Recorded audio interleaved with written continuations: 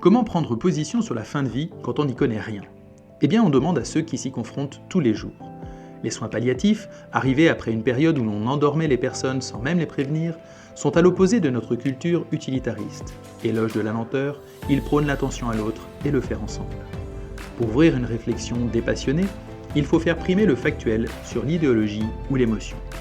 L'auteur nous explique donc qu'en 25 ans et plus de 13 000 patients accompagnés, seuls 4 ont voulu mourir. Pour les autres, l'écoute et la gestion de la douleur ont permis de trouver des solutions. Mais il faut pour cela choisir le quoi qu'il en coûte. N'oublions pas non plus que l'humain a ses contradictions et peut rapidement changer d'avis, car la mort est une réalité abstraite. C'est aussi le cas pour notre société qui, d'un côté, lutte contre le suicide, mais de l'autre, veut en proposer un assisté.